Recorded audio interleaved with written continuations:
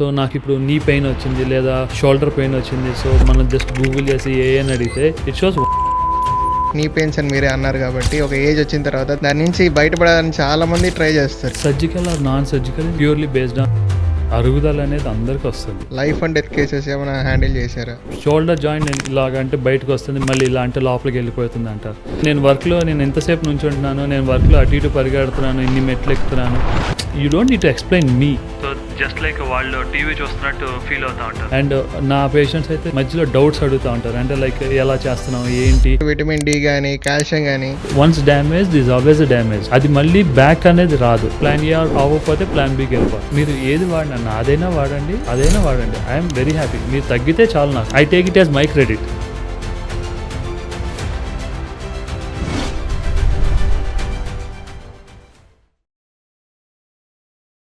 Hi goes. So ఈరోజు ఒకసారి మనం మన గురించి మాట్లాడుకోం.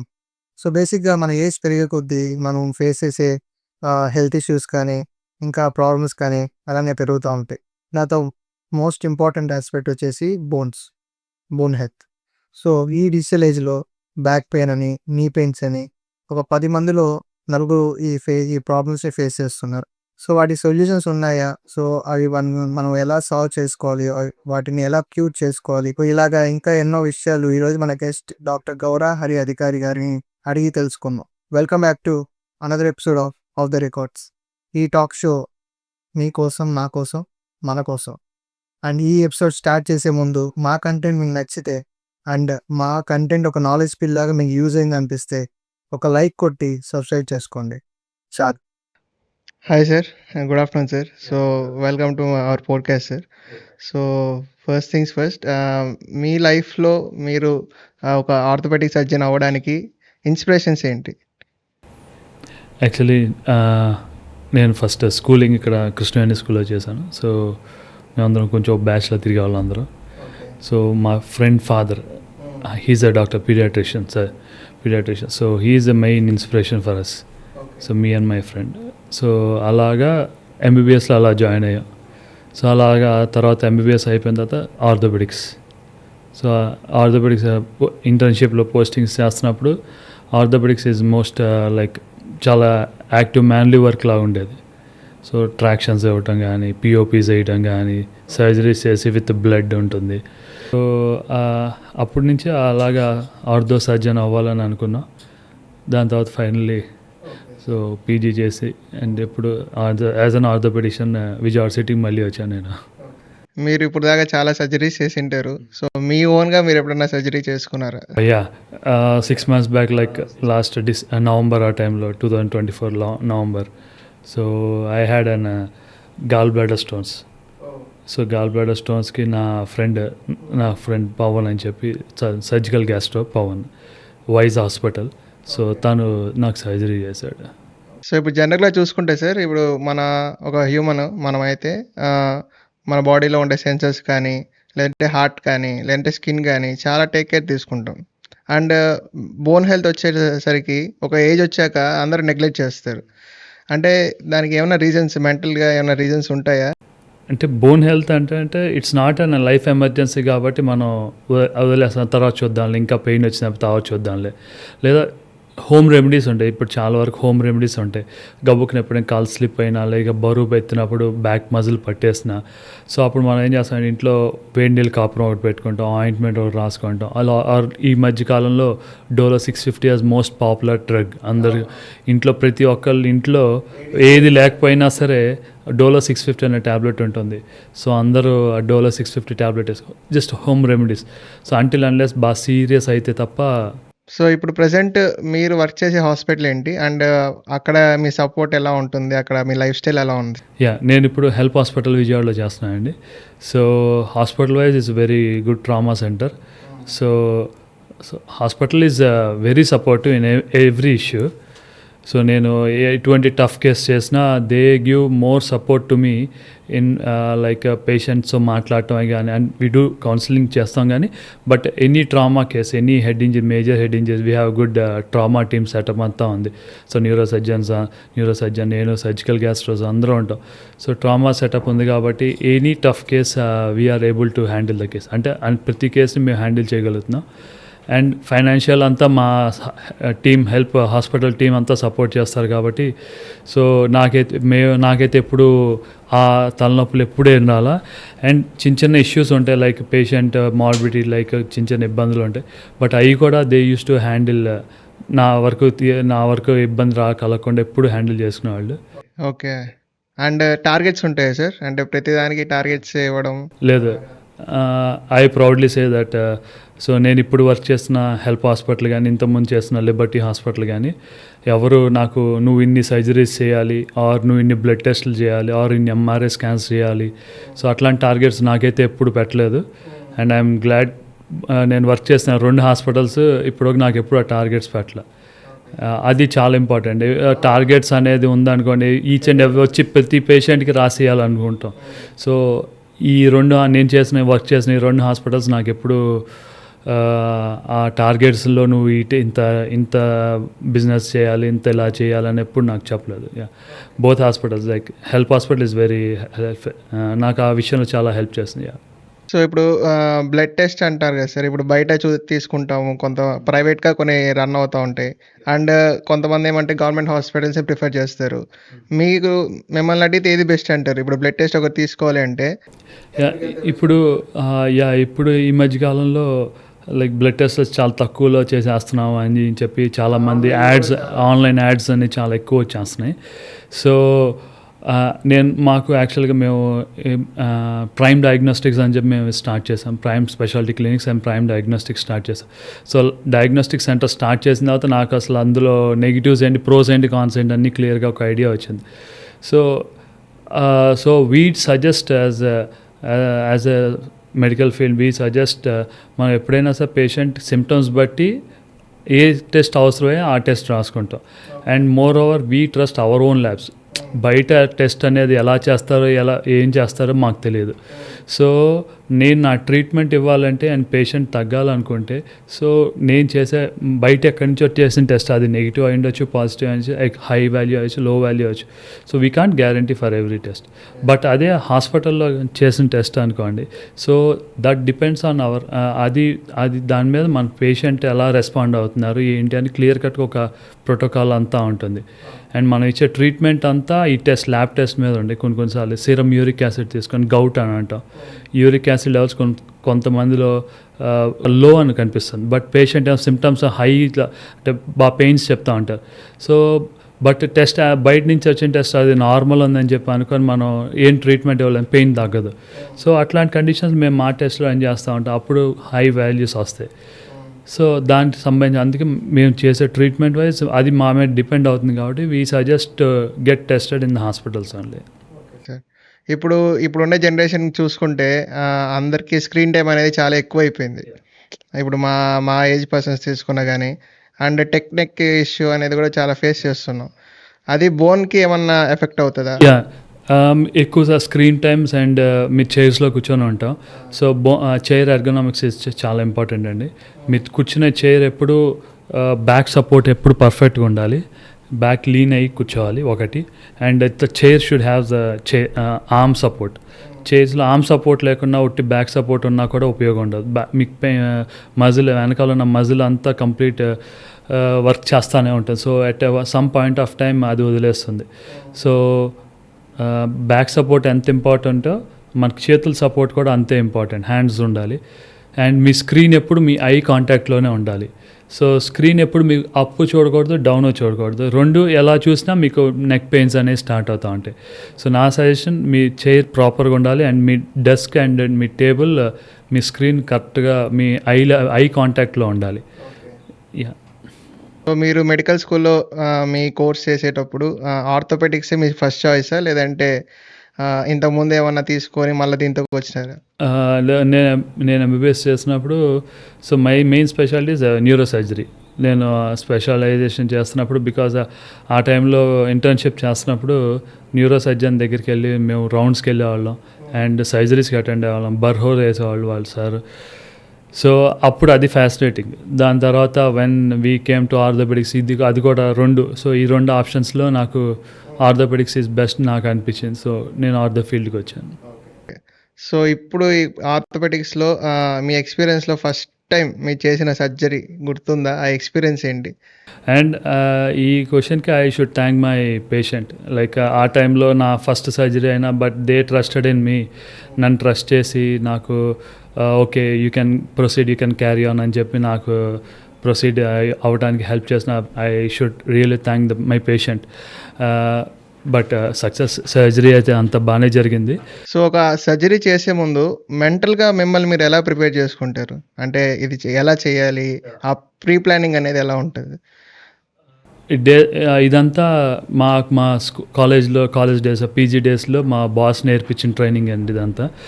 సో మా బాస్ ఒకటే చెప్పారు, even how many surgeries you do, each and every surgery is a new surgery. Because ఒక పేషెంట్ ఇద్దరికి సమానంగా ఎప్పుడు ఉండదు. ఇరిగిన ఎముక ఒకటి ఎప్పుడు ఆపోజిట్ దానిలాగా, అంటే like even right and left నీయే సపరేట్ డిఫరెంట్గా ఉంటుంది ఆపరేట్ చేస్తున్నప్పుడు. Fracture patterns will be different. So అన్నీ డిఫరెంట్. సో యూ షుడ్ మా బాస్ ఎప్పుడు like he uses to tell just go through your books initial while you're going before surgery. So మేము ఇప్పుడు కూడా daily 1 hour I use to go through the literature. అది నేను number of times చేసినా సరే every night నాకు రేపు ఎన్ని కేసులు ఏ కేసులు పోస్ట్ చేసినానో I go through once how to do, ఎలా చేయాలి, ఇంకా నేను బెటర్మెంట్ ఎలా చేసుకోవాలని. And while going to the theatre, నేను ఆపరేషన్లోకి వెళ్ళక ముందే మాత్రం ఐ యూస్ టు జస్ట్ ప్రేమ గాడ్ అండ్ నాకు అంత సక్సెస్ఫుల్ బాగా జరిగేటట్టు చూడండి స్వామి అని అనుకుంటా. అండ్ హ్యాండ్ వాష్ చేసుకొని లోపలికి వెళ్ళినప్పుడు I completely leave everything out side the theatre. నేను థియేటర్కి వెళ్తే ఓన్లీ నా పేషెంట్ సర్జరీ ఎలా జరుగుతుంది అంతే. I don't take any calls inside the theatre. అది complete silent and it will be outside the theatre only. అలాంటి కండిషన్స్ ఉంటాయా? నార్మ్స్ ఉంటాయా? ఇలానే చేయాలి? No, it doesn't. It depends on your training and your boss. I was trained, my boss used to teach like this. So, and he is very successful person. So, I was trained under him. So, నాకు in ethics అనేది నాకు అలాగ వచ్చింది. So, I don't keep my phone live. No, నేను సైలెంట్లో బయట ఉంటుంది. Even if it is an emergency, నాకు క్యాజువాలిటీస్కి వచ్చినప్పుడు మా స్టాఫ్ ఎక్స్రేస్ అన్నీ తీపిచ్చేసి, as we have a good trauma team హెల్ప్లో, సో ఇనీషియల్ ఎక్స్రేస్ అన్నీ they uses to take it out. వాళ్ళందరూ తీసుకొచ్చి నాకు చూపిస్తారు. అప్పుడు వీ కెన్ ప్రొసీడ్ అని చెప్పి అనుకుంటా. బట్ ఐ డోంట్ టాక్, అంటే నేను అంత ఎంకరేజ్ చేయను ఫోన్స్. బికాజ్ ఇఫ్ మన ఫోన్స్ మాట్లాడుతున్నప్పుడు we distract. So I don't distract from my సర్జరీకి వెళ్ళేటప్పుడు కొంచెం స్ట్రిక్ట్గా ఉండదు. Once after the surgery it will be fine. So heavy షెడ్యూల్లో మీ వర్క్ లైఫ్ కానీ మీ లైఫ్ స్టైల్ ఎలా ఉంటుంది ఒక డేలో? డేలో so I use to come to hospital by around 9-9:30 అండి. సో అప్పటి నుంచి నా షెడ్యూల్ ఉంటుంది. డైలీ సర్జరీస్ ఎన్ని, ఓపీస్ ఎన్ని అన్నీ ఉంటాయి. And up to 4 o'clock I will be in the hospital. 4 to 7:30 I will be in the home. So ఈ టైంలో నేను మా పాపతో ఆడుకుంటాను. And 7:30 I have my dinner and I will go to my OPD. 7:30 to 9:30 నేను నా ఓపీడీలో ఉంటాను. ఒక 10 పేషెంట్స్ ఉన్నారనుకోండి, ఒక బోన్ హెల్త్ ఇష్యూ వస్తే what is the common conditions? అంటే ప్రతి ఒక్కరికి ఇదే కండిషన్ ఉంది అన్నట్టుగా ఏమన్నా ఉంటుందా? అలా అనే ఉండదండి. బట్ డిపెండ్స్ ఆన్ ఒక్కొక్కరికి ఒక్కొక్కలాగా ప్రజెంట్ అవుతూ ఉంటారు. లైక్ సర్టెన్ ఏజ్ దాటిన నీ పెయిన్స్ అనేవి కొంచెం ఎక్కువ కామన్గా ఉంటుంది. అండ్ ఈ మధ్య ఎక్కువ మనం ఈ సాఫ్ట్వేర్స్ వచ్చిన తర్వాత బ్యాక్ ఇష్యూస్, నెక్ ఇష్యూస్ ఎక్కువ చూస్తూ ఉంటాం. Because depends on posture and movements and daily activities తగ్గిపోవటం అండ్ నో సన్ ఎక్స్పోజర్ ఏమి ఉండకపోవటం. సో వీటి వల్ల కొంత రీసెంట్గా చూస్తాం. సో మేజర్లీ ఆస్క్డ్ క్వశ్చన్స్ ఏంటంటే, ఇప్పుడు నీ పెయిన్స్ అని మీరే అన్నారు కాబట్టి ఒక ఏజ్ వచ్చిన తర్వాత దాని నుంచి బయటపడాలని చాలామంది ట్రై చేస్తారు. Even my mum and dad ఇంట్లో వాళ్ళు ఎంత స్ట్రగుల్ అవుతున్నారు అనేది నేను రోజు చూస్తాను. రాత్రి పడుకోలేరు, పొద్దున్న వర్క్ చేసుకోలేరు. అసలు దాని నుంచి బయటకొచ్చే సొల్యూషన్ ఏమన్నా ఉందా? లేదంటే ఇంకా అట్లే ఉంటుందా లైఫ్ లాంగ్? ఇది నీ ప్రాబ్లమ్స్ అనేయండి అది వయసు రీత్యా వచ్చే చేంజెస్ అవన్నీ. అరుగుదల అనేది అందరికీ వస్తుంది. సో ఒకరు ఇవాళ పెద్ద వయసు ఉన్న వాళ్ళకి వస్తుంది, రేపు పొద్దున్న నాకు వస్తుంది, మీకు వస్తుంది, అందరికీ వస్తుంది. It's an inevitable. కాకపోతే మన చేతిలో ఉండేది ఏంటంటే దాన్ని ఎంత జాగ్రత్తగా ప్రొటెక్టివ్గా చూసుకుంటాం, అది చాలా ఇంపార్టెంట్. ఓకే, సో ప్రొటెక్టివ్ ఎలా అంటే కొన్ని మూమెంట్స్ చేయొద్దు అని అంటాం, కొన్ని యాక్టివిటీస్ చేయొద్దు అని అంటాం, అట్లాంటి జాగ్రత్తలు. కానీ once damaged is always a damaged. So అది వెనక్కైతే ఏం రాదు. స్టేజెస్, ఇది మోకాలు అరుగుదల అనేది స్టేజెస్లో ఉంటుంది. మనం ఎక్స్‌రేస్ తీస్తూ ఉంటే స్టేజెస్లో కనిపిస్తూ ఉంటుంది. So grade 1, grade 2 will be treated as కన్జర్వేటివ్లో ఓన్లీ. అంటే మనం ట్యాబ్లెట్ వేసుకున్నా వేసుకోకపోయినా initial once or twice pain వస్తుంది, బట్ స్లోగా రిలీఫ్ వచ్చేస్తుంది with few physical activities and daily యాక్టివిటీలో చిన్న మాడిఫికేషన్స్తో సరిపోతుంది. కానీ గ్రేడ్ 3, గ్రేడ్ 4 ఏంటంటే గ్రేడ్ 3లో మనకి నీ బ్రేసెస్ అని కొన్ని అప్లై చేస్తాం, ఇట్లాంటివన్నీ. అండ్ గ్రేడ్ 4లో ఇస్ కంప్లీట్ మోకాలు అరుగుదల ఉంటాం అండ్ నీ బెండ్ అవుతూ ఉంటుంది. సో అట్లాంటి టైంలో మనం only surgical is option. Same just like ఒక టైర్ మనం వెహికల్ కొంటాం. సో వెహికల్ కొన్నప్పుడు షోరూమ్ని తీసుకొచ్చినప్పుడు వెహికల్ అనేది టైర్ చాలా పర్ఫెక్ట్గా ఉంటుంది, గ్రిప్ అనేది చాలా పర్ఫెక్ట్గా ఉంటుంది. Over a period of time మనం ఒక 10,000, 20,000 తిరిగినప్పుడు ఏమైందంటే ఆ టైర్ అనేది అరిగిపోతుంది. సో అరిగిపోయినప్పుడు ఇంతకుముందు ఏం చేస్తారు, రీట్రేడింగ్ అంటారు. అంటే టైర్ మొత్తం మళ్ళీ ఒక రబ్బర్ వేసేవాళ్ళు. సేమ్ అట్లాంటి ప్రొసీజర్. ఇది జస్ట్ అరిగిపోయిన పార్ట్ని తీసి ఒక క్యాప్స్ లాగా వేస్తాం. సో అది చేసే ప్రొసీజర్. కానీ ఇది డే 1 వచ్చిన ప్రతి పేషెంట్ చేయాల్సిన అవసరంలా. ఇది కంప్లీట్ గ్రేడ్ 4, స్టేజ్ 4 వచ్చిన పేషెంట్కి మనం అప్పుడు ఈ రీప్లేస్మెంట్ చేస్తే they will have good quality of life. Yeah, అంటే ఒక పర్లాన్ దూరం కూడా నడవలేకపోతున్నారు, ఒక 10 minutes కూడా నుంచోలేకపోతున్నారు. అటువంటి పేషెంట్స్కి replacement operation is good option. Okay sir. So ఇప్పుడు ఏదైనా ఒక పేషెంట్‌కి గానీ, ఒక కేస్‌లో ఎలా డిసైడ్ చేస్తారు? అది నాన్ సర్జికల్ ట్రీట్మెంట్ చేయాలా? లేదంటే ఆపరేషనే చేయాలా? అనేది ఎలాంటి కండిషన్స్ పైన డిసైడ్ చేస్తారు? Surgical or non surgical is purely based on surgeon ఒకటి and based on patient. So ఈ కొన్నిసార్లు ఫ్రాక్చర్స్ అంటే మేము కన్జర్వేటివ్గా చేస్తాం. సో కన్జర్వేటివ్ చేసేటప్పుడు ఏంటంటే ఫ్రాక్చర్ అయింది కానీ ఎక్కువ డిస్ప్లేస్మెంట్, అంటే ఎముక అటు ఇటు జరగలేదు. సో అటు ఇటు జరగనప్పుడు ఏంటంటే మోస్ట్ ఆఫ్ ద టైం అది మందులతో సరిపోయేటట్టు ఫ్రాక్చర్ అనుకోండి, అది మనం వితౌట్ సర్జరీకి వెళ్తాం. ఈ మధ్యలో మనం పేషెంట్ కంప్లీట్గా మనం చెప్పాలి అండ్ పేషెంట్ కూడా వినాలి. సో ఈ పేషెంట్కి బాబు ఇది సర్జరీ అవసరంలా, కరెక్ట్గా పొజిషన్లోనే ఉంది, చక్కగా అతుక్కుంటుంది, జస్ట్ దానికి కొంత టైం రెస్ట్ ఇవ్వాలి. ఆ రెస్ట్ ఇస్తే స్లోగా అదే హీల్ అయిపోతుంది. దానికి అప్పుడు ఒక సిమెంట్ కట్టు వేస్తాం, క్యాస్ట్ వేస్తాం. ఫస్ట్ ఇనీషియల్ సిమెంట్ కట్టు వేసి అండ్ పిఓపి స్లాబ్ ఉంటుంది దాని తర్వాత అది క్యాస్ట్ కింద కన్వర్ట్ చేస్తాం. సో అలా డిసిషన్ తీసుకుంటాం. అండ్ కంప్లీట్లీ డిస్ప్లేస్డ్ ఫ్రాక్చర్ అనుకోండి, then we go in to as the surgical option.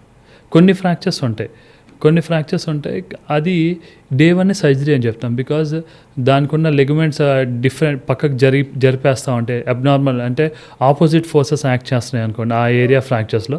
So అది డే 1 సర్జరీ చెప్తాం. అది మందులతో అవ్వదు, అది కంపల్సరీ సర్జరీ చేయాల్సి వస్తుంది డే 1. యా. సో ఇప్పుడు ఆర్థోపెటిక్స్‌లో లేటెస్ట్‌గా రీసెంట్‌గా వచ్చిన కొత్త అప్డేట్స్ కానీ, కొత్త ఇన్నోవేషన్స్ కానీ ఏమైనా ఉన్నాయా? రీసెంట్ ఈజ్ ఇప్పుడు మన ఆర్థ్రోస్కోపీలో కీహోల్ సర్జరీస్ ఎక్కువ చేస్తున్నామండి. జస్ట్ ఇంతకుముందు మొత్తం ఓపెన్ చేసి ఏసీఎల్ అనేది మొత్తం ఓపెన్ చేసి చేసేవాళ్ళు, బట్ ఇప్పుడు అలా కాకుండా చిన్న ఇన్సిషన్స్తో చేస్తాం. చిన్న ఇన్సిషన్తో చేసి పేషెంట్ కంప్లీట్ కాన్షియస్గా ఉంటారు. సో వాళ్ళకి అసలు ఎంటైర్ సర్జరీ నేను చేసేటప్పుడు నా ఎంటైర్ సర్జరీ పేషెంట్ చూపిస్తూ ఉంటాను. సో జస్ట్ లైక్ వాళ్ళు టీవీ చూస్తున్నట్టు ఫీల్ అవుతూ ఉంటారు. అండ్ నా పేషెంట్స్ అయితే మధ్యలో డౌట్స్ అడుగుతూ ఉంటారు, అంటే లైక్ ఎలా చేస్తున్నావు ఏంటి, నేను వాళ్ళకి ఎక్స్ప్లెయిన్ చేస్తాను, మీకు ఈ ప్రాబ్లం వచ్చింది, దీనివల్ల ఇది ఇబ్బంది వస్తుంది. పెయిన్ అనేది ఎక్స్‌పీరియన్స్ అవ్వరా? అనస్థీషియా ఇవ్వటం వలన అనస్థీషియా స్పైనల్ అనస్థీషియా చేస్తాం, ఓన్లీ కాల్ వరకే పెయిన్ వస్తుంది. సో ఆర్ షోల్డర్ చేసేటప్పుడు బ్లాక్ ఇస్తాం, ఈ ఏరియా వరకే బ్లాక్ ఇస్తాం. సో ఓన్లీ షోల్డర్కే పెయిన్ వస్తుంది, షోల్డర్ ఒక్కటే పెయిన్ ఉండదు. సో ఆ టైం చేసిన పేషెంట్ మిగతా అదంతా కాన్షియస్గా ఉంటారు కాబట్టి వాళ్ళు కంప్లీట్గా సర్జరీ అంతా చూపిస్తాను. చూపించి మీకు ఈ ప్రాబ్లం రావటం వల్ల మీకు ఇది చేయలేకపోతున్నారు, ఇది మీకు వచ్చిన ఇబ్బంది, ఈ ఏసీఎల్ ఇక్కడ లిగ్మెంట్ ఇంజరీ ఉంది, ఈ కుషన్ ఈ మెనిస్కస్ అనేది ఇక్కడ కట్ అయింది, షోల్డర్లో వచ్చేసి బ్యాంకాట్ లీజన్ అంట, సో అది స్లిప్ అవటం వల్ల మీకు షోల్డర్ డిస్లొకేట్ అవుతుంది.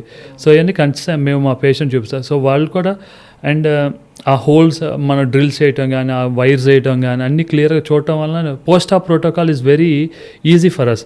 సో మీకు పేషెంట్ డైరెక్ట్గా చెప్తాం, మీకు అది చూసారు కదా అక్కడ ఆ హోల్స్ అన్ని పెట్టాం, అది ఫిల్ అయ్యేంత కొంచెం జాగ్రత్తగా ఉండాలి, సో ఈ ఎక్సర్సైజ్ ఇప్పటి వరకు చేయాలి, ఈ ఎక్సర్సైజ్ ఇలా చేయాలి అని చెప్పి క్లియర్గా చెప్పడం వల్ల ఆ సర్జరీ చూడటం వల్ల వాళ్ళు okay we need to take care of our self for few days. After that అది అయిపోయిన తర్వాత మళ్ళీ కంప్లీట్ నార్మల్ లైఫ్ అని వాళ్ళు ఫీల్ అవుతాయి. సో ఇప్పుడు ఒక సర్జరీ కూడా పెయిన్గా ఉండకుండా ఎక్స్పీరియన్స్ పెయిన్ ఉండకుండా ఎనస్థీషియా, స్పైనల్ ఎనస్థీషియా వేస్తాం ఆర్ బ్లాక్ ఎనస్థీషియా వేస్తాం. బట్ వాళ్ళు ఫేస్ చేసేది ప్రీవియస్ ఇప్పుడున్న జనరేషన్, ఇప్పుడున్న మన సొసైటీలో నా దగ్గర రాకముందు because we have more advanced advanced internet ఉండటం వల్ల గూగుల్ అందరూ గూగుల్ చేస్తారు. ఇప్పుడు ఏ వచ్చింది. సో ఇఫ్ మీరు ఏసీఎల్ అని కొడితే ఏసీఎల్ ఏంటి, అసలు ఏసీఎల్ ఎక్కడ ఉంటుంది ఏంటి అని క్లియర్గా వచ్చేస్తాయి. సో నా దగ్గరకు వచ్చే ప్రతి పేషెంట్ ముందు కూడా సర్జరీ చూస్తారు. యూట్యూబ్లో అందరూ సర్జరీ చూసే వస్తారు because surgeries is completely live అన్నిట్లో ఉంది. So they will connect to my surgery like అది అక్కడ కూడా ఇలాగే చేశారు. సో అంటే నేను అంత ఎక్కువ పోస్ట్ ఆప్ ప్రోటోకాల్ గురించి అంత స్ట్రెస్ చేయను బికాజ్ ప్రతి surgeon as a renowned surgeon ఇప్పుడు యూట్యూబ్ వీడియోస్లో పెట్టిన వాళ్ళందరూ they are most of the time good surgeons. So వాళ్ళ ప్రోటోకాల్స్ పోస్ట్ ఆపరేటివ్ ప్రోటోకాల్స్ అంటే లైక్ ఫిజియోథెరపీ ప్రోటోకాల్స్ అన్నీ పెడతారు, మనం అదే చెప్తాం. సో నా చార్ట్స్ అన్నీ ఇస్తాము, షోల్డర్కి అయితే చార్ట్స్ అన్నీ ఇస్తాం, నీస్ చార్ట్స్ ఇస్తాం. సో దాన్ని బట్టి మాకు పోస్ట్ ఆపరేటివ్ చాలా ఈజీగా ఉంటుంది. ఓకే. సో ఇప్పుడు మీరు చెప్పిన మాటలు ఏసీఎల్ అని చెప్పిన అంటే ఏంటి? ఏసీఎల్ అంటే మోకాల్లో ఒక లెగ్మెంట్ ఉంటుందండి. సో ఈ వన్ ఆఫ్ ద లెగ్మెంట్, చాలా లెగ్మెంట్స్ ఉంటాయి, ఇది వన్ ఆఫ్ ద లెగ్మెంట్. ఇది మన మోకాల్ జాయింట్, పైది థై బోన్ తొడెంక అండి, కిందది కాలెంక. సో ఈ రెండింటి మధ్యలో లోపల ఉండేది ఇది ఏసీఎల్ అనేది ఉంటుంది. ఫ్రంట్ ఉన్న లెగ్మెంట్ అనేది ఏసీఎల్. సో ఈ ఏసీఎల్ యాక్చువల్ దీని యూజ్ ఏంటంటే ఇది కాలెంకని, ఈ కింద కాలెంకని ఇలా ముందరికి వెళ్ళకుండా చూస్తుంది అండ్ అడిగేసినప్పుడు సెన్సేషన్ తెలవడం, ప్రాప్రియోసెప్షన్ అంటాం. ఈ రెండు ఫంక్షన్స్ ఏసీఎల్ చేస్తుంది. సో ఇప్పుడు బైక్ యాక్సిడెంట్స్ కానీ, స్లిప్ అయి పడిపోవటం కానీ, వెట్ సర్ఫేస్ మీద నడిచిన స్లిప్ అయి పడిపోవటం కానీ, యాక్సిడెంట్ కానీ, అండ్ స్పోర్ట్స్ ఇంజరీస్, స్పోర్ట్స్ ఆడినప్పుడు కానీ ఆ కాల్ ట్విస్ట్ అయినప్పుడు మనకు ఆ లోపల ఉన్న లెగ్మెంట్ అది ఇంజరీ అయ్యే అవకాశాలు ఎక్కువ ఉంటాయి. సో దాన్ని ఏసీఎల్ అంటాం. అది మనం త్రూ కీ హోల్ సర్జరీ ద్వారానే మనం సర్జరీ చేస్తాం. అంటే సర్జరీ అంతా కీ హోల్ ద్వారానే అయిపోతుంది. జస్ట్ 1/2 సెంటీమీటర్ గాయాలతోనే సర్జరీ అయిపోతుంది. మళ్ళీ పేషెంట్ కంప్లీట్ నార్మల్ లైఫ్కి వెళ్ళిపోతారు. సో ఇప్పుడు ఈ స్పోర్ట్స్ మెన్స్కి లైక్ ఉమెన్స్ కానీ ఎవరికైనా వాళ్ళకి వచ్చే ఇంజురీస్ ఎక్కువ శాతం ఏముంటుంది? ఒకటి ఏసీఎల్ ఇంజురీస్ అని, మోకాల్లో అయితే ఏసీఎల్ అండ్ మెనిస్కస్ ఇంజురీస్ ఎక్కువ ఉంటాయి. Ligament MCL, LCL ligaments injuries ఉంటాయి. అండ్ ఈ త్రో చేసే వాళ్ళలో షోల్డర్ ఇంజురీస్ కూడా ఉంటాయండి. ఈ సుప్రాస్పైనటిస్ ఇంజురీస్ అంటాం, ఎస్ఎస్ టేర్ అంటాం. ఆర్ కొన్నిసార్లు చాలామంది షోల్డర్ జాయింట్ ఇలాగంటే బయటకు వస్తుంది, మళ్ళీ ఇలా అంటే లోపలికి వెళ్ళిపోతుంది అంటారు. సో అది షోల్డర్ డిస్లొకేట్ అవుతుందట అర్థం. సో అది you should rectify, that's not a normal one. So అలాంటి మిత్స్ ఇంకా ఏమైనా ఉన్నాయా ఇట్లా సర్జరీలో? అది చాలా మంది నా అంతటి నేనే వెనక్కి వస్తుంది, అది జస్ట్ బాల్ మూమెంట్ అనుకుంటారు అందరూ, కానీ అది బాల్ మూమెంట్ కాదు. అది షోల్డర్ జాయింట్లో ఉన్న లెగ్మెంట్స్ లూజ్ అంటే 2-3 సార్లు నార్మల్గా పట్టుకొని ఉన్న లెగ్మెంట్ అదే పొజిషన్లో ఉంటుంది. అంటే జాయింట్ ఈ పొజిషన్లో ఉంది అనుకోండి, దాని చుట్టూ లెగ్మెంట్స్ ఉంటాయి. జస్ట్ లైక్ సపోర్ట్, ఒక పోల్ నుంచో పెడతామంటే అటు ఇటు మనం సపోర్ట్ ఇస్తాం. సో ఇది కూడా అంతే, ఇది కరెక్ట్గా పొజిషన్లో ఉండడానికి అటు ఇటు లెగ్మెంట్స్ ఉంటాయి. సో ఎప్పుడైతే ఫస్ట్ ఇనీషియల్ ఒక ఎపిసోడ్లో ముందుకు జరిగిపోయింది అనుకోండి, ఆ జరిగినప్పుడు లెగ్మెంట్స్ అనేవి కొన్ని స్ట్రెచ్ అవుతాయి, కొన్ని కట్ అవుతాయి. సో అలా మళ్ళీ రిపీటేటివ్ జరుగుతూ ఉంది అనుకోండి, ఇనీషియల్గా ఫస్ట్ పేషెంట్ హాస్పిటల్కి వచ్చి రెడ్యూస్ చేయించుకుంటారు. దాని తర్వాత సర్జరీ మేము 1 మంత్ అయిన తర్వాత ఒక ఎంఆర్ఐ తీయాలని అంటాం. బట్ కొన్నిసార్లు రారు కొంతమంది పేషెంట్స్, అంటే డ్యూ టు దూరం అయినా ఉండొచ్చు, లేదా తెలియకపోవచ్చు, లేదా దాని గురించి అది ఇబ్బంది పెట్టట్లేదు కదా అని చెప్పి అనుకోవచ్చు, ఏ కారణం అయినా. సో ఆ టైంలో ఆ లెగ్మెంట్ స్ట్రెచ్ అవటం వల్ల మళ్ళీ రిపీటేటివ్గా జరిగే అవకాశాలు, 3rd టైం 4th టైం పేషెంటే డైరెక్ట్గా రెడ్యూస్ చేసుకోగలుగుతారు. కానీ that's not a normal one, అది అబ్నార్మల్. అది ఫ్యూచర్లో లాంగ్ రన్లో జాయింట్ అనేది అరిగిపోవటానికి చాలా ఎక్కువ రిలీట్ చేస్తుంది అది. ఓకే. సో, మీరు మీ ఎక్స్‌పీరియన్స్‌లో ఏమైనా లైఫ్ అండ్ డెత్ కేసెస్ ఏమైనా హ్యాండిల్ చేశారా? యా పాలిట్రామా కేసెస్లో చాలా వరకు లైఫ్ అండ్ డెత్ ఇష్యూస్ ఉంటాయండి. చాలా అవి మేము మా ట్రామా సెంటర్ కాబట్టి మేము ఇంకా ఎక్కువ చూస్తూ ఉంటాం. బట్ టీమ్ ఉంటుంది. ఐ డోంట్ సే లైక్ నేను అందరినీ సేవ్ చేస్తానని నేను చెప్పను కానీ but we try our 100% work effort. నేను కానీ మా న్యూరో సర్జన్ డాక్టర్ రవితేజ గారు కానీ మేమందరం మా టీం కింద వర్క్ చేస్తాం. So we do have a discussion room like ఈ కేసు ఇలా చేయాలి, ఈ కేసు ఇలా చేద్దాం, ఈ పేషెంట్ ఇలాగా, సో ఎప్పటి నుంచి నడిపించవచ్చు, ఎప్పటి నుంచి కూర్చోబెట్టచ్చు. So everything will be discussed properly. So ఆ టీమ్ ఎఫెక్ట్ అంతా టీమ్ అంతా ఉంటాం కాబట్టి we can do each any trauma case we try to save them. So, ఇప్పుడున్న డిజిటల్ ఏజ్‌లో ఒక్కొక్క ఏజ్‌లో ఒక్కొక్క పర్సన్‌కి లైఫ్ స్టైల్ అనేది మారిపోతూ ఉంటుంది. సో, అలాంటి లైఫ్ స్టైల్ మారిపోయే టైమ్ ఆఫ్ పీరియడ్‌లో బోన్ హెల్త్‌కి ఎలాంటి ఎఫెక్ట్స్ వస్తాయి? సో యా ఏ లైఫ్లో ఉన్నా సరే like one thing main you should control your weight. So మీరు నుంచున్నారంటే మీ బరువు అంతా కాళ్ళ మీద త్రూ నీసే కిందకి వెళ్తుంది, త్రూ నీ హిప్ అండ్ నీ కిందకి వెళ్తుంది. So weight should be in proper control and weight తగ్గితే కనుక సగానికి సగం మంది పేషెంట్స్ పెయిన్స్ అన్నీ తగ్గిపోతాయి, మోకాల నొప్పులని తగ్గుతాయి ఒకటి. And proper exercise, any physical activities important అండి. సెడెంటరీ లైఫ్, ఇప్పుడున్న సెడెంటరీ సిస్టమ్ వర్క్స్ లైఫ్లో మనం ఎక్కువ వర్క్ చేయం, ఎక్కువ ఫిట్నెస్కి అంత ఇంపార్టెన్స్ ఇవ్వం. బికాజ్ ఫుల్ హెటిక్ షెడ్యూల్స్లో ఉంటాయి. ఎవ్వరు అంటే అంత టైం లేదని అంటాం. బికాజ్ టైం లేదు, you don't need to explain మీ, నాకు చెప్పడం కాదు, it's you have to take your self. మీరు పేషెంట్ అనేది తనకు తాను తెలుసుకోవాలి. సో తనే నా కోసం చేయాల్సిన అవసరంలా, సో తనకి తాను చేసుకోవాలి. సో అది చాలా హెల్ప్ఫుల్ ఉంటుంది ప్రతి ఒక్కరికి, ఈవెన్ నాకు కూడా. సో నా షెడ్యూల్ ఏదున్నా సరే 1 hour మినిమంగా ఏదో ఒక యాక్టివిటీ నేను చేయాలి. ఇర్రెస్పెక్ట్ నేను వర్క్లో నేను ఎంతసేపు నుంచుంటున్నాను, నేను వర్క్లో అటు ఇటు పరిగెడుతున్నాను, ఇన్ని మెట్లు ఎక్కుతున్నాను, దీస్ ఆర్ నాట్, అది ఉంటుంది కానీ బట్ ఫిజికల్ యాక్టివిటీ దానికంటూ సమ్ ఎక్సర్సైజ్ అనేది చాలా ఇంపార్టెంట్. ఆ ఎక్సర్సైజ్ మస్ట్ అండ్ షుడ్గా చేయాలి. ఈవెన్ నేనైనా సరే, I'm not any exception. So నాకు కూడా నేను ఫిజికల్ యాక్టివిటీ మస్ట్ అండ్ షుడ్గా చేయాలి. ప్రాపర్ డైట్ తీసుకోవాలి, హెల్దీ డైట్ తీసుకోవాలి, good exposure to sunlight. If you are not exposing to sunlight కొంత బోన్ ప్రాబ్లమ్స్ వస్తాయి, బికాజ్ విటమిన్ డి తక్కువ ఉంటుంది. అట్లీస్ట్ ఆ టైంలో విటమిన్ డి క్యాప్సూల్స్ వస్తాయి, సిరప్స్ వస్తాయి, సో అది తీసుకుంటాం. అండ్ కుదిరినంతసేపు సన్లైట్లో అవైలబుల్గా ఉండటం బెస్ట్ అండి.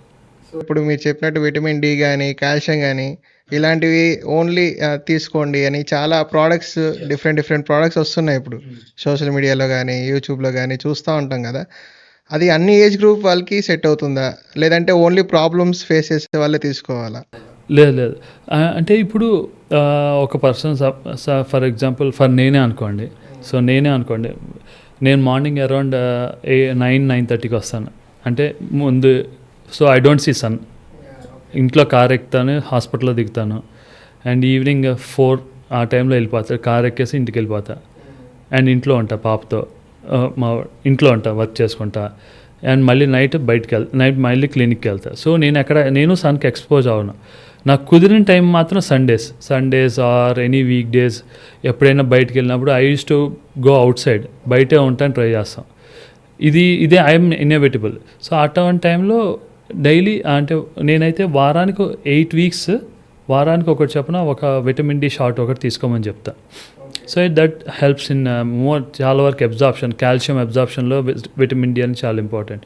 And vitamin D prevents osteoporosis and osteopenia.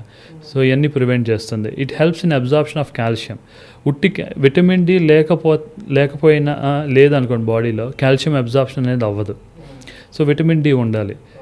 So even నా షెడ్యూల్లో కూడా నేను మోస్ట్ ఆఫ్ ద టైం నేను ఎక్స్పోజ్ అవటానికి ట్రై చేస్తాను. కుదరని పక్షంలో I use to take vitamin D shots. So అది మీ పర్సనల్గా ఏదైనా సజెషన్స్ కానీ, రికమెండేషన్స్ కానీ ఇస్తారా? అంటే చాలా కంపెనీస్ వస్తున్నాయి ఇప్పుడు. లైక్ ఇప్పుడు మేము ర్యాండమ్గా స్క్రోల్ చేసుకుంటున్నా కానీ ఈ కంపెనీలో ఇది బాగుంటుంది, ఈ కంపెనీలో ఇది బాగుంటుంది అని చాలా వస్తాయి. అదేమవుతుందంటే at the end of the day ఏది తీసుకోవాలని డైలమాలో ఏమీ తీసుకోం. సో అందుకు మీ పర్సనల్గా అందరికీ సెట్ అయ్యేటట్టు ఏమన్నా నా పర్సనల్ అంటే నేనైతే బ్రాండెడ్ అన్ని ఇప్పుడున్న brands like we're FDI US FDI recognized అండి చాలా కంపెనీస్ అన్ని US FDI recognized companies. So better go for a branded drug. Bone హెల్త్కి మన బాడీ పోస్చర్ అనేది ఎంతవరకు మేజర్ రోల్ అనేది ప్లే చేస్తుంది సార్? బోన్ హెల్త్ మన body posture is very important.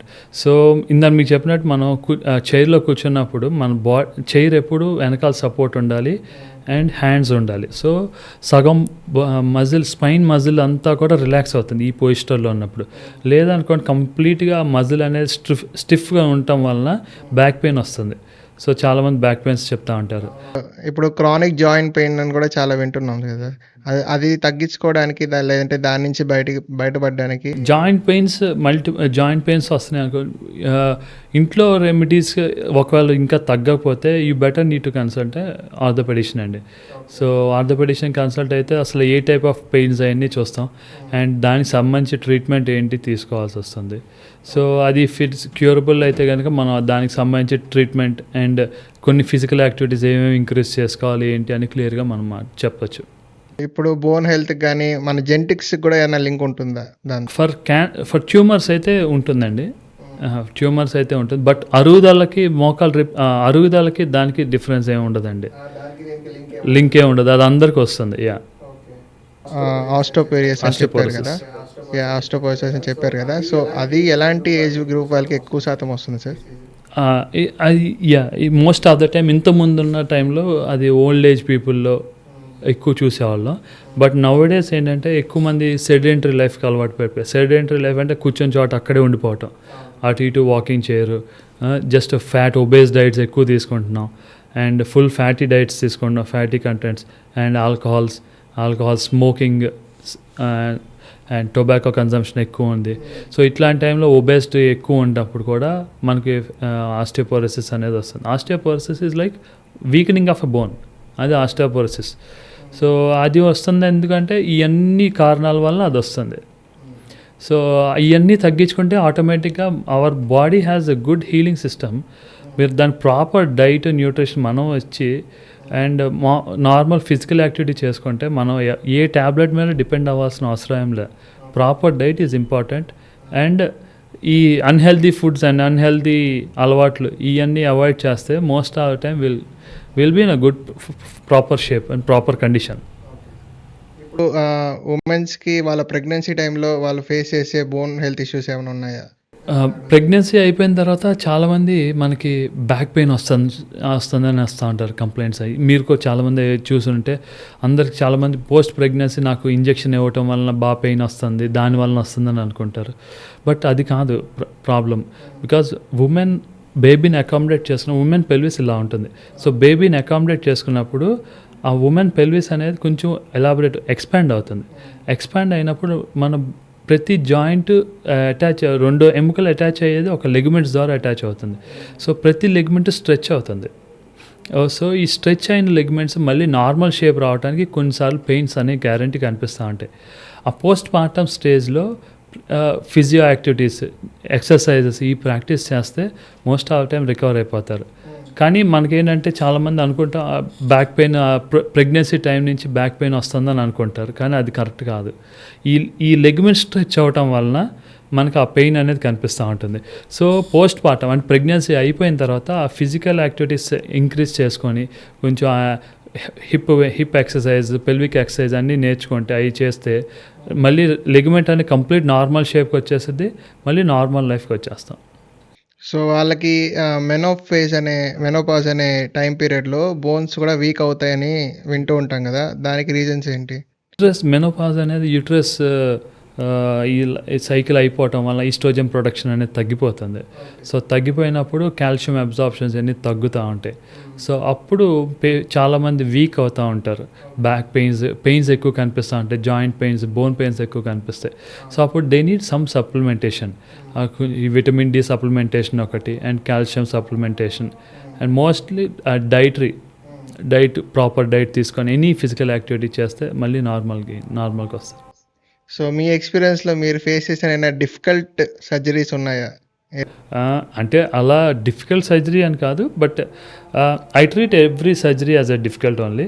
So నా ప్రతి సర్జరీ ఈవెన్ నేను అది ఎన్ని సర్జరీస్ చేసినా సరే నా నెక్స్ట్ ఇప్పుడు సర్జరీకి వెళ్తున్నానంటే లైక్ ఈ సర్జరీ బాగా జరగాలి, నేను బాగా చేయాలనే ఆ ఇంటెన్షన్తోనే వెళ్తాను. ఇది చాలా టఫ్ కేసు, బాగా చేయాలి అనుకునే వెళ్తాను.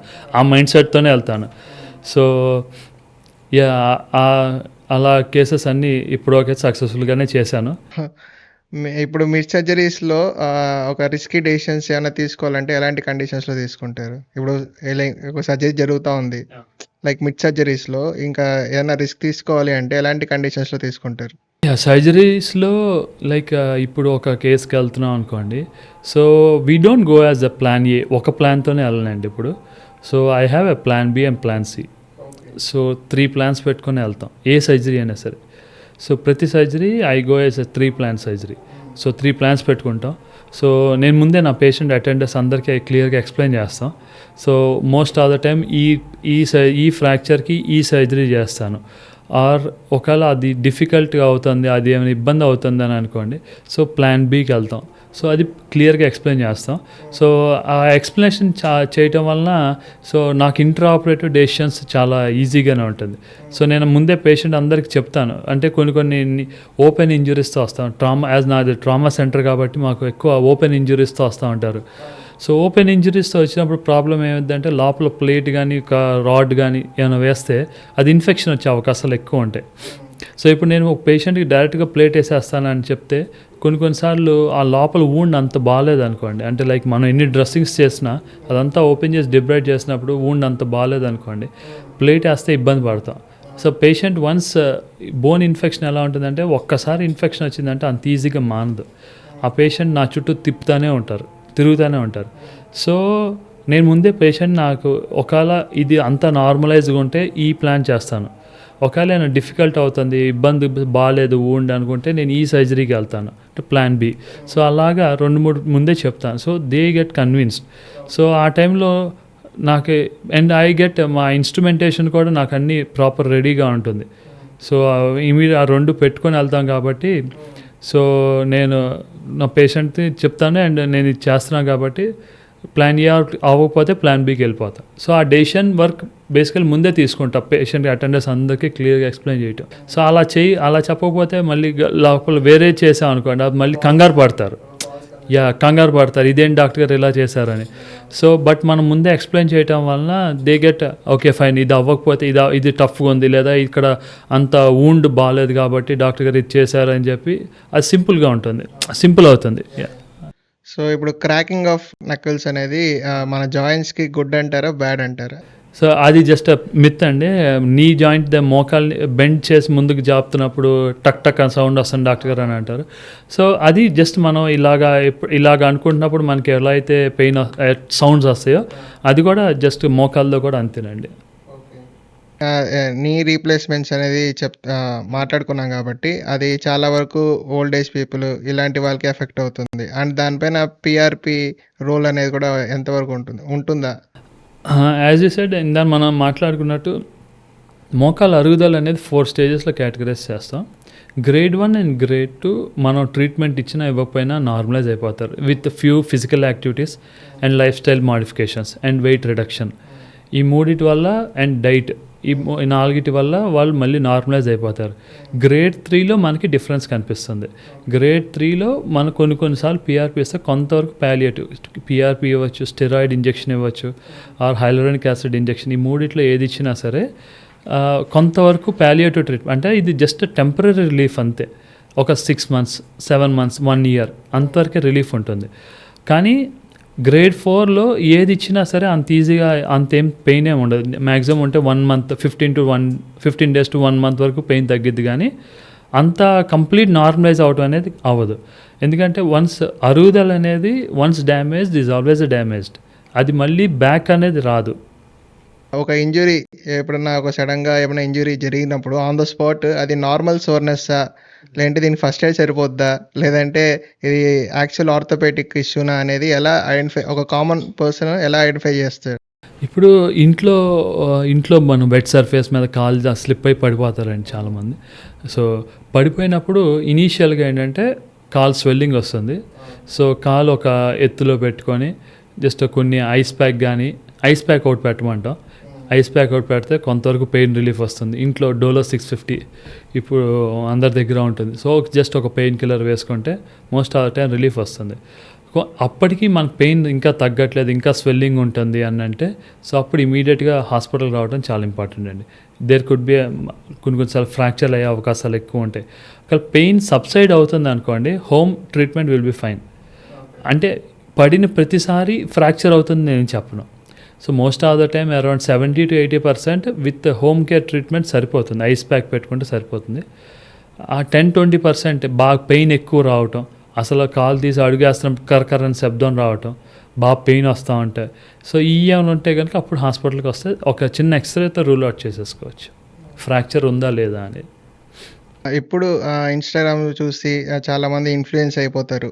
జస్ట్ వాళ్ళు కనీసం ఒక డాక్టర్ దగ్గరికెళ్ళి చూపించుకుందాం అన్న మైండ్ సెట్ మానేసాం చెప్పాలంటే. దానికంటే ముందే మనం ఓన్‌గా రీసెర్చ్ చేసుకునేద్దాంలే, ఏముంది తగ్గిపోద్ది అనే మైండ్ సెట్‌లో బతుకుతున్నాం. సో అది ఎంతవరకు కరెక్ట్ అంటారు? ఇప్పుడు ఏ చిన్న ఇష్యూ వచ్చినా ఒకప్పుడు డాక్టర్‌ని కన్సల్ట్ అవ్వాల్సిందే, అది మ్యాండేటరీ. ఇప్పుడు ఇప్పుడున్న టెక్నాలజీ పరంగా అసలది లేదు. అది దానిపైన మీ టేక్ ఏంటి? ఇప్పుడు ఏఐ రావటం వల్ల సో నాకు ఇప్పుడు నీ పెయిన్ వచ్చింది లేదా షోల్డర్ పెయిన్ వచ్చింది, సో మనం జస్ట్ గూగుల్ చేసి ఏఐ అని అడిగితే it shows 100 results. Yeah! So 100 results. కానీ ఏఐ సజెస్ట్ యూ సంథింగ్, అంటే ఏఐ సజెస్ట్ చేస్తుంది, ఇదే మీకు ఉందని చెప్పదు. సో ప్రతి ఒక్కళ్ళు ఆలోచించాల్సింది ఏంటంటే దిస్ ఈజ్ మై హెల్త్, ఇది నా health. So I'm not dependent on AI. So AI మీద నేను డిపెండ్ అయితే ఎవరి హెల్త్ ఎవరు చూసుకుంటే వాళ్ళ హెల్త్ ఇబ్బంది పడతాం. సో స్టార్టింగ్ స్టేజ్లో ఇనీషియల్ స్టేజ్లో మనం ఫస్ట్ ఇనీషియల్గా హోమ్ ట్రీట్మెంట్ తీసుకోవచ్చు. హోమ్ ట్రీట్మెంట్లో కూడా ఇంకా తగ్గట్లేదు, ఇంకా పెయిన్ వస్తుంది, మూమెంట్ చేయలేకపోతున్నాను అంటే ఆ టైంలో you need to consult an expertise. Orthopaedician కలవాలి. ఆర్థోపెడిషన్ కలిస్తే తను మీకు అసలు ఎగ్జామినేషన్ చేసి ప్రాపర్ ఇన్వెస్టిగేషన్స్ చేసి ఇందులో ఇబ్బంది ఉంది దేనివల్ల, సో ఇది మందులతో సరిపోతుందా, ఫిజియోథెరపీతో సరిపోతుందా, అండ్ సర్జికల్కి వెళ్ళాలా, సో అది డెసిషన్ తీసుకుంటాం. సో వన్స్ ఈ డెసిషన్ అంతా తీసుకున్న తర్వాత then you can go and Google ads for AI. I don't say మీరేమి కంప్లీట్గా డాక్టర్ మీదే డిపెండ్ అవ్వండి నేను అన్ను. A should be a secondary guide, not as a primary guide. ఇప్పుడు నేను ఒక పేషెంట్కి నీ పెయిన్తో వస్తున్నారు, కాల్ స్లిప్ అయిపోతుంది, వాళ్ళు ఇప్పుడు అది గూగుల్ చేసి నాకు కాల్ స్లిప్ అయిపోతుంది, నాకు నీ పెయిన్ వస్తుంది, కాల్ స్లిప్ అయిపోతుంది, గూగుల్ని అడిగాడు. గూగుల్ ఏం చెప్తుంది?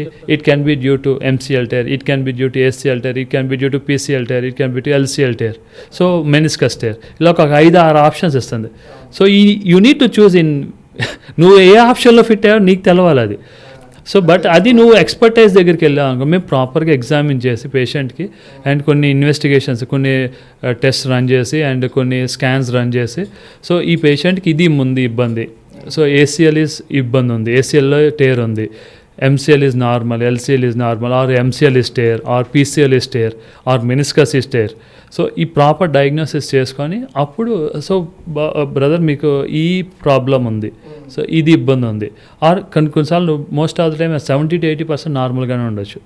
సో ఇది నార్మల్గా ఉంది, జస్ట్ కొన్ని ఫిజియోథెరపీ ఎక్సర్సైజ్ చేసుకుంటే సరిపోయింది, you will be back to your normal life. So ఇట్లాంటి ఒక ఒపీనియన్కి వచ్చిన తర్వాత అప్పుడు then as a second opinion you can ask AI. So నాకు ఈ ఆప్షన్ పార్షియల్ టేర్ ఉందన్నారు, సో దీనికి ఆప్షన్ ఏంటి? Then Google suggest you properly, like you can go for physiotherapy or you can take this treatment, then you can compare the primary surgeon and a. So both will be the same. First time మీరు ఏ consult అయితే it give multiple lot of options, మైండ్లో ఇంకా చాలా doubts వస్తాయి. And ఇప్పుడు ఎలా take care చేసుకోవాలి అనే దాని గురించి మాట్లాడుకున్నాం. అండ్ దాన్ని ఎలా మానిటర్ చేసుకోవాలి సార్? ఇప్పుడు ఉన్న టెక్నాలజీ పరంగా చాలా వేరియబుల్స్ కానీ యాప్స్ కానీ వస్తున్నాయి, 30 days ఫిట్నెస్ అని ఇలాంటి యాప్స్ చాలా వస్తున్నాయి. సో అలాంటివి యూజ్ అవుతాయా? అలా యూజ్ అయ్యే యాప్స్ ఏమైనా ఉన్నాయా? యూజ్ అంటే ఇప్పుడు వచ్చే యాప్స్ అన్నీ they track your walking steps, ఇవన్నీ ట్రాక్ చేస్తున్నాయి. ఇప్పుడు హార్ట్ రేట్ ట్రాక్ చేసే సిస్టమ్ వచ్చింది, అండ్ మీకు ఎర్లీగా హార్ట్ అటాక్ వచ్చే సిమ్టమ్స్ అన్నీ కూడా ట్రాక్ చేసే సిస్టమ్స్ వచ్చినాయి. So until unless that system doesn't cause any harm, అంటే ఇన్ఫ్రారెడ్ రేడియేషన్స్ కానీ ఎనీ రేడియేషన్ అది మిమ్మల్ని ఏం చేయకుండా మిమ్మల్ని ట్రాక్ చేస్తుంది అనుకోండి, that will be a good option. If అది మీకు రేడియేషన్ కాస్ట్ చేస్తుంది అనుకోండి, అది is not an unhealthy, it's an unhealthy process. So అదొకటి అవాయిడ్ చేసుకోమంటాం. అండ్ మన ఇండియాలో ఇప్పుడు రోబోటిక్ సర్జరీస్ అనేది ఇంకా ఫ్యూచర్ అయినా లేదంటే ఆల్రెడీ ఉన్నాయా, ఇప్పుడు జరుగుతున్నాయా ఏమైనా కేసెస్లో? రోబోటిక్ రీప్లేస్మెంట్స్ ఆర్ డూయింగ్ అని మేము ఇప్పుడు చేస్తున్నాం. సో రోబోటిక్ సర్జరీకి డిఫరెన్స్ ఏంటంటే surgeon will be the same and robot ఏంటంటే మీకు సేమ్ ఇందా మనం pre operative plan A plan B అలాగే మనం డిస్కస్ చేసాము. ఇది కూడా మనకు ప్రాపర్ కట్స్ ఎంత కట్ తీసుకోవాలి ఏంటి ఆ ప్రెసిషన్లో మనకి రోబోట్ హెల్ప్ చేస్తుంది. సో రోబోట్ ఉండటం వలన మనకి ప్రాపర్ ప్రెసిషన్ కట్స్ ఉంటాయి అండ్ ఆ లిమిటెడ్ కట్స్ ప్రాపర్గా మళ్ళీ నార్మలైజ్, అంటే ముందే సర్జరీకి ముందే మనం ఎంత కట్ తీసుకోవాలి ఇలా చేయాలని చెప్పి వస్తుంది. ఒక ప్రీ ఆపరేటివ్ ప్రోగ్రామ్ అంతా వచ్చేస్తుంది. సో దానివల్ల మనకి కొంత యూజ్ ఉంటుంది. సో ఇప్పుడు ఒక సర్జరీ తర్వాత it can be any surgery, physiotherapy కూడా చాలా తీసుకోవాలి, అది కంపల్సరీ మ్యాండేటరీ అని చెప్తూ ఉంటారు. అది స్కిప్ చేసేయచ్చు అనే మైండ్ సెట్ కూడా చాలా మందికి ఉంటుంది. మీరు చెప్పండి, like it can be skipped or మ్యాండేటరీగా తీసుకోవాలా? Each and every surgery post surgery recovery అవ్వాలంటే, బికాజ్ మనం సర్జరీ చేసేటప్పుడు కట్ చేస్తాం. సో కట్ చేసినప్పుడు మళ్ళీ అది అతుక్కుంటుంది. అతుక్కునేది ఎలా అంటే ఇలాగ ఉండాల్సిన స్కిన్ అతుక్కునేటప్పుడు కొంచెం కాంట్రాక్ట్ అయ్యి అతుక్కుంటుంది. సో స్టిఫ్నెస్ వస్తుంది. సో స్టిఫ్నెస్ని ప్రివెంట్ చేయడానికి దానికి మళ్ళీ స్ట్రెచ్చింగ్ ఎక్సర్సైజ్ అంటే physiotherapy is must and should. So ప్రతి కేస్కి అంటే లైక్ ఫ్రాక్చర్ అయిన కేస్కి ఒక లైన్ ఆఫ్ ప్రోటోకాల్ ఉంటుంది అండ్ ఏసీఎల్ లిగమెంట్ ఇంజురీస్కి ఒక లైన్ ఆఫ్ ప్రోటోకాల్ ఉంటుంది అండ్ రీప్లేస్మెంట్ కేసెస్కి అది ఒక లైన్ ఆఫ్ ప్రోటోకాల్ ఉంటుంది. సో ప్రతి పేషెంట్కి మేము ఒక ప్రోటోకాల్, ఒక షీట్స్ ఇస్తాం. సో ఈ ప్రకారం ఎక్సర్సైజ్ ఇలా చేయాలి, ఇది ఎక్సర్సైజ్ చేయాలని. సో అది మేము మానిటర్ చేస్తామంటే పేషెంట్ మళ్ళీ నార్మల్ లైఫ్ కావడానికి చాలా ఈజీగా ఉంటుంది. కొంతమంది అందరూ చేస్తారని చెప్పను కానీ కొంతమంది స్కిప్ చేస్తారు. సో స్కిప్ చేసినప్పుడు ఏమైందంటే చాలామందిలో స్టిఫ్నెస్ అనేది పెయిన్ బాగా ఎక్కువ రావటం, వర్కౌట్స్ చేయరు, ఎక్సర్సైజ్ చేయరు కాబట్టి పెయిన్ ఎక్కువ ఉండటం, అట్లాంటి ఎక్కువ కంప్లైంట్స్ ఎక్కువ చెప్తూ ఉంటారు. వాళ్ళు కంప్లైంట్స్ ఎక్కువ ఉంటాయి వాళ్ళకి. ఇప్పుడు ఈ బోన్ హెల్త్కి ఏమన్నా అండర్ రేటెడ్ ఎక్సర్సైజ్ ఏమైనా ఉంటాయి ఆ స్ట్రెంగ్త్ తెచ్చుకోవడానికి? లైక్ ఎవ్రీడే ఎక్సర్సైజ్ చేస్తే చాలు అలా ఏం లేదు. You should work out complete entire body అండి. సో అప్పర్ లిమ్ చేయాలి, లోవర్ లిమ్ చేయాలి, బ్యాక్ స్ట్రెంథనింగ్ ఎక్సర్సైజ్ అన్నీ చేయాలి. సో కంటిన్యూ ఒకే ఎక్సర్సైజ్ ఇది అన్నీ చేసేయాలని అంటే అని అవ్వదు.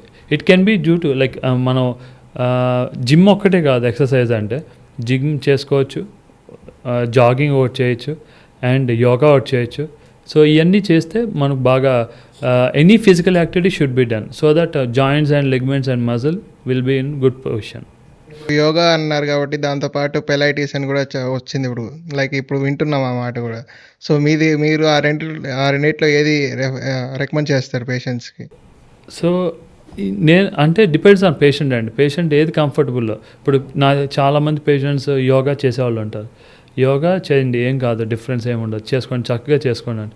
కొంతమంది ఇప్పుడు రీసెంట్గా పెల్లెట్స్ వచ్చింది. సో పెల్లెట్స్ చేసేవాళ్ళు they can do anything once వాళ్ళకి ఎందులో కంఫర్టబుల్ ఉంది అండ్ ఏది ఎక్కువ. సో పేషెంట్ ఆల్సో ఇప్పుడు నేనేదో రుద్దాలని కొడుకోకూడదు. ఐ షుడ్ లైక్ నువ్వు ఇదే చెయ్యాలని నేను చెప్పకూడదు. అది చేస్తా నా కోసం 1 day చేస్తాడు, 2 days చేస్తాడు. తనకు నచ్చలేదు అనుకోండి, చేయరు కదా. సో వాట్ ఎవర్ ఆయనకి ఏది నచ్చింది, ఆయనకి ఏది ఇష్టమైందని అది నువ్వే కంటిన్యూస్గా చేస్తూ ఉండండి. ఓవర్ పీరియడ్ ఆఫ్ టైం అదే హెల్ప్ఫుల్ ఉంటుందని చెప్తా. ఇదే చేయండి అని ఎప్పుడు చెప్పం.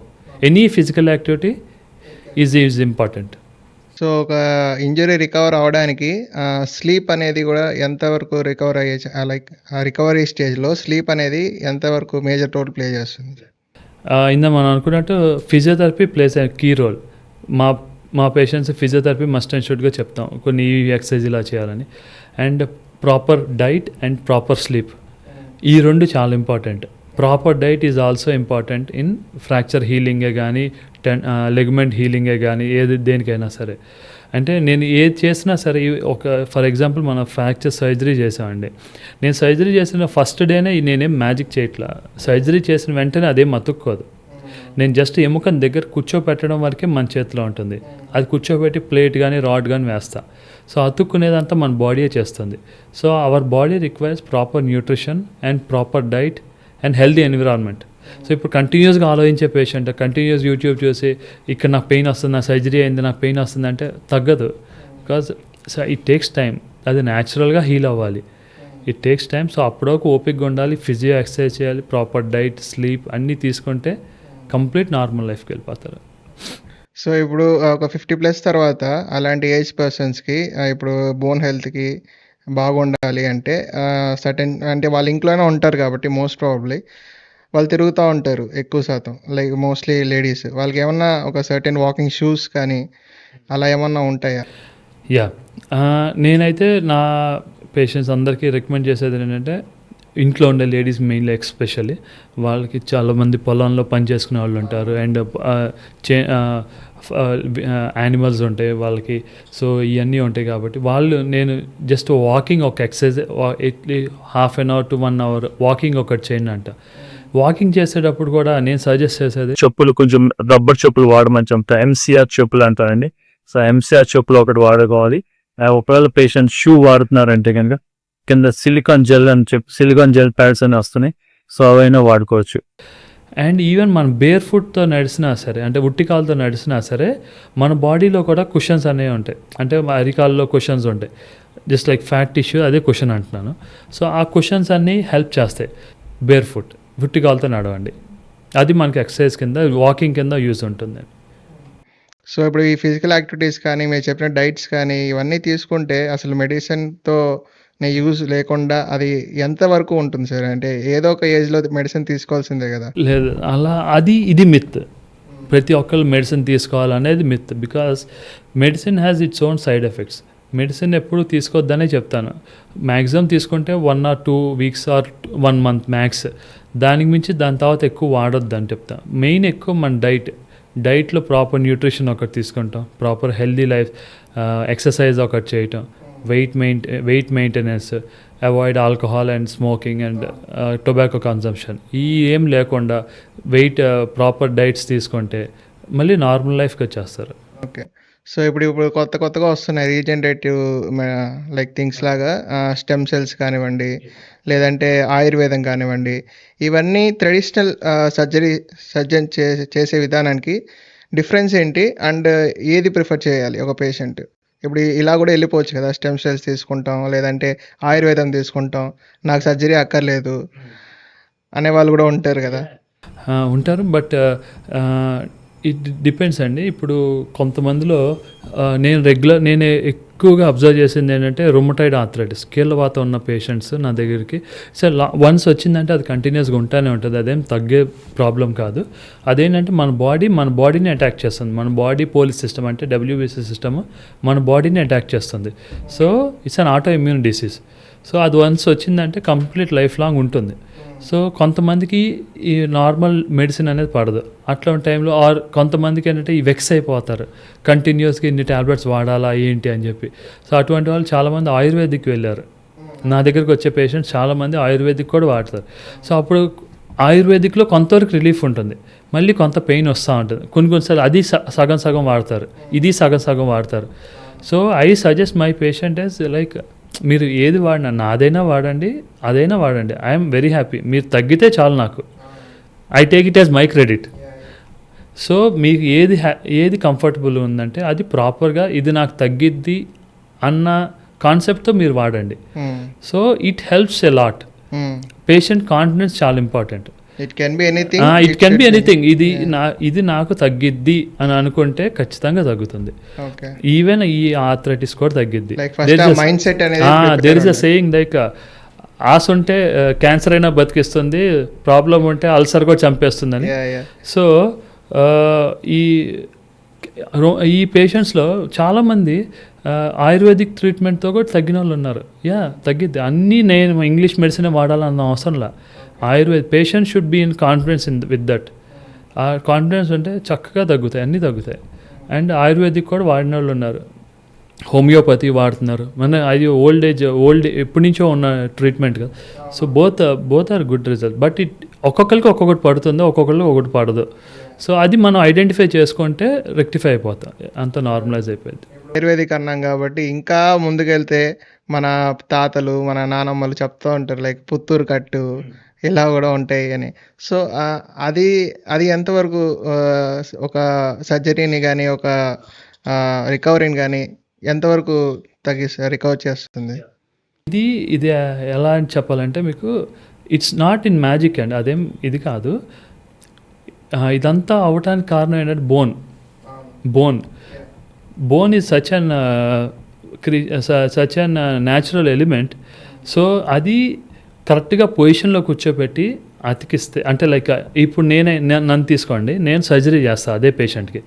నేనేం గమ్మేసేం అతికించను. నేను జస్ట్ ఎముకని ప్రాపర్గా కూర్చోపెట్టి ప్లేట్ స్క్రూ వేస్తా ఆర్ రాడ్ వేస్తా, అంతే. అదే నా చేతిలో ఉంది. ఈవెన్ పుత్తూరు కట్ అయినా, ఏ కట్ అయినా సరే, ఈవెన్ నేను కట్లు వేస్తాను, పిఓపి స్లాబ్ వేస్తాను. అన్డిస్ప్లేస్ ఇందామా అనుకున్నట్టు అన్డిస్ప్లేస్ ఫ్రాక్చర్స్కి నేను కట్టు వేస్తాను. సో అది అక్కడ కూడా ప్రాపర్గా పొజిషన్లో కూర్చోపెట్టి కట్టు వేస్తాం. So entire credit goes to bone. నేను తీసుకుని నాది ఒక 10 to 20% ఉంటుంది. నేను జస్ట్ ప్రాపర్గా కూర్చోబెట్టడం వరకే నా చేతిలో ఉంటుంది. మిగతా క్రెడిట్ అంతా it takes to bone. So bone heal అయ్యేది మన బోన్ ఆటోమేటిక్గా బోన్లో బ్లడ్ సెల్స్ అనేవి ఉంటాయి. సో బ్లడ్ సెల్ ఉండటం వలన అది కంప్లీట్గా యునైట్ అవుతుంది. And there are few indications, అంటే కొన్ని ఫ్రాక్చర్స్ అతుక్కో. లైక్ చిన్నపిల్లల్లో ఎల్బో రీజియన్లో ఉండే ఫ్రాక్చర్స్ కట్టు వేస్తే అది అతుక్కోదు, వంకరగా అతుక్కుంటుంది. సో ఇంతకుముందు మీరు ఇప్పుడున్న అడ్వాన్స్లు చాలా తగ్గినాయి, కానీ ఇంతకుముందు నేను పీజీ చేసే టైంలో చాలామంది బేబీ గర్ల్స్ వీళ్ళందరూ చెయ్యి వంకరగా రావటం అట్లాంటివన్నీ చూస్తూ ఉంటాం. సో వాళ్ళు చాలా ఫీల్ అవుతూ ఉంటారు ఆ టైంలో. అండ్ ఓల్డ్ ఏజ్లో ఈ హిప్ ఫ్రాక్చర్స్ కొన్ని అవి అతుక్కోవు, నెక్ ఫ్రాక్చర్స్ అవి అతుక్కోవు. సో వాటికి కంపల్సరీ సర్జరీకి వెళ్ళాలి. దేర్ ఆర్ కొన్ని ఫ్రాక్చర్స్ అతుక్కుంటాయి. నేను ఒప్పుకుంటా, నేను సిమెంట్ కట్లు వేస్తాను. కొన్ని ఫ్రాక్చర్స్ అతుక్కుంటాయి. అది బోన్లో ఉంటుంది. ఇందాక మీకు చెప్పినట్టు అది అతుక్కుంది ఏంటంటే డ్యూ టు అబ్నార్మల్ ఫోర్స్. అక్కడ ఒక లెగ్మెంట్ అటాచ్ అవటం కానీ, ఒక టెండన్ అటాచ్ అవటం కానీ, అది ఆపోజిట్గా మూవ్ చేస్తూ ఉంటుంది. అంటే రెండు ఇటుపక్క ఒకటి ఉంది. సో ఇటుపక్క పుల్ చేసేది ఇటుపక్క వెళ్ళిపోయింది అనుకోండి, ఈ ఫ్రాక్చర్ అనేది అతుక్కోదు. సో అది డిఫరెన్స్. అది మనం ఐడెంటిఫై చేసుకుంటే ఎనీథింగ్ ఇస్ ఫైన్. అందుకే కొంతమంది పుత్తూరు కట్ వేసిన అందరికీ హీల్ అవుతుంది, కొంతమంది 10%, 20% హీల్ అవ్వదు. సో అటువంటి surgical option is best for that. So ఇప్పుడు ఏవిఎన్ అంటే ఏంటి సార్? అంటే అది కూడా ఒక డిసీజా, లేదంటే? ఏవిఎన్ అంటే ఏవాస్కులర్ నెక్రోసిస్ అండి. సో ఈ వర్డ్ మనం కోవిడ్ తర్వాత ఎక్కువ చూసాం. సో కోవిడ్లో మనం ఎక్కువ ఈ ఇన్ఫెక్షన్కి స్టెరాయిడ్ ఇంజెక్షన్స్ అనేవి బాగా ఎక్కువ ఇచ్చారు. సో అప్పుడు ఉన్న టైంలో steroid injection is life saving drug. ఆ టైంలో patient life is very important than other complications. ఇప్పుడు మనం ఒక ఇంజెక్షన్ చేస్తున్నాం అనుకోండి, ఈ ఇంజెక్షన్కి పేషెంట్ ఎంత హెల్ప్ అవుతుంది, ఎంత డ్యామేజ్ చేస్తుంది, అది బేరీ చేసుకుంటాం.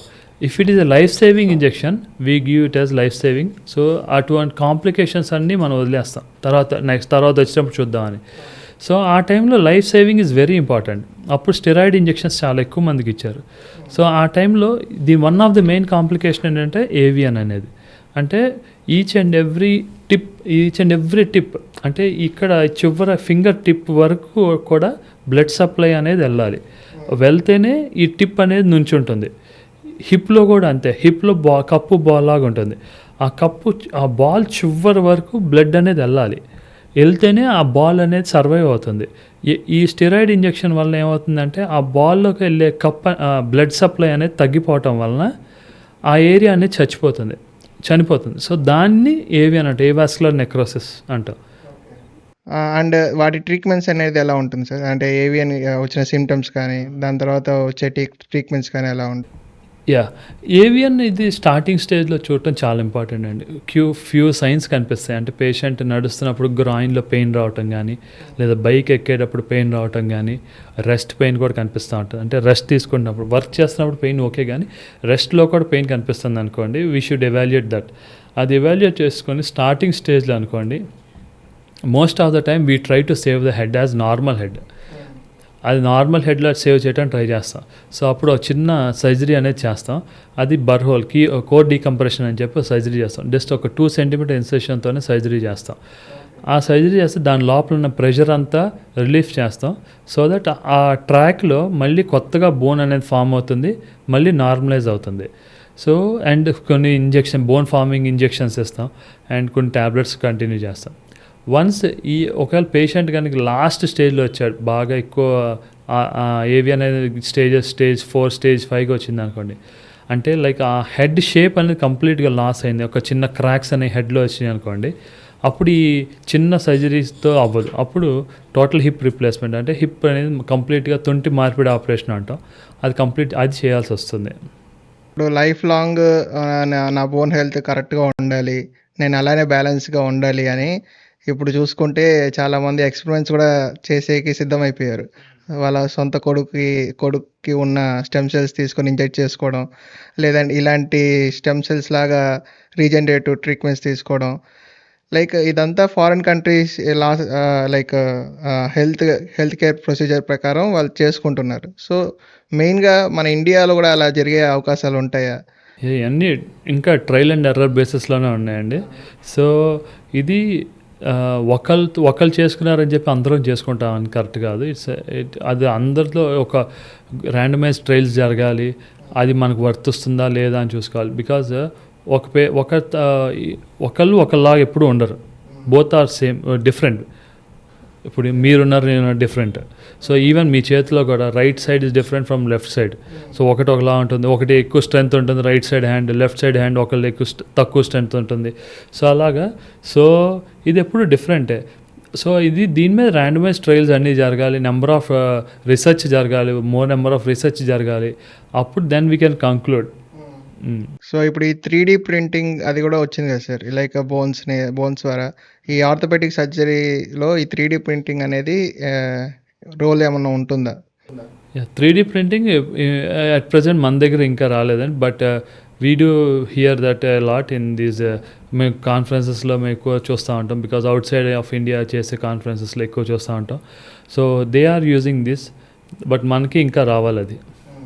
Okay sir. సో ఇంత చెప్పారు కాబట్టి like it can be any person, వాళ్ళు వాళ్ళ బోన్ హెల్త్ కరెక్ట్గా పాటించాలి అంటే is there any 3 rules, like కొన్ని ఏమైనా రూల్స్ ఉన్నాయా, like or any suggestions if you want to give? Proper diet, adequate sleep, physical activity and mental status, ఇవన్నీ జాగ్రత్తగా ఉంటే కంప్లీట్ నార్మల్ లైఫ్కి వెళ్ళిపోతారు. అండ్ బోన్ హెల్త్ అనేది కొంచెం నార్మలైజ్గా ఉంటుంది. సో ఇనిషియల్ స్టేజెస్లో చాలామంది స్టూడెంట్స్ కూడా ఇప్పుడు మెడికల్ చేసేవాళ్ళు, ఎంబీబీఎస్ చేసే మీకు ఐడియా ఉంటుంది. మెయిన్లీ నన్ను అడిగితే ఇద్దరిలో ఉంటారు, లైక్ బోత్ జెండర్స్, మెయిల్స్లో ఫీమేల్స్లో. వాళ్ళు ఏమన్నా బ్లడ్ని చూసినప్పుడు లేదంటే ఇంకేదైనా చూసినప్పుడు స్టార్టింగ్ స్టేజెస్లో ఎందుకురా మనకి ఎంబీబీఎస్ వదిలేస్తాం, మనకి సెట్ కాదు అనే భయంతో ఆడే కళ్ళు తిరిగి పడిపోయే వాళ్ళు ఉంటారు, ఇంక వదిలేసి బ్యాక్ స్టెప్ వేసే వాళ్ళు ఉంటారు. సో వాళ్ళకి ఎలాంటి సజెషన్స్ ఇద్దాం అనుకుంటున్నారు? ఎంబీబీఎస్లోకి రావాలి అని అనుకునే ఇంట్రెస్ట్ 10th తర్వాత వస్తుంది, బైపీసీ తీసుకోవాలని. అండ్ ఆ పిచ్ ఉంటేనే వస్తారు బేసికల్లీ. సో ప్యాషన్ ఉండాలి, బికాజ్ ఎంబీబీఎస్ ఒక్కదాంతో మనం ఇదేమి ఉండదు.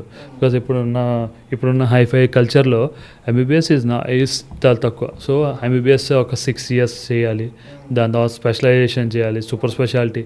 So around 10 to 11 years time పడుతుంది మొత్తం ఓవరాల్ అంతా అయిపోయింది. సో ప్యాషన్ ఉందంటే కనుక ఏమి ఎప్పుడు ఇబ్బంది పెట్టదు అసలు. మేము మా డైసెక్షన్స్లో, నేను డైసెక్షన్ చేసేటప్పుడు మేము మా ఫ్రెండ్స్ అందరం వీఆర్ వెరీ ప్యాషనెట్, అంటే లైక్ మేము ఎంబీబీఎస్ చేయాలన్న ఇంటెన్షన్తో వచ్చిన వాళ్ళు అందరూ.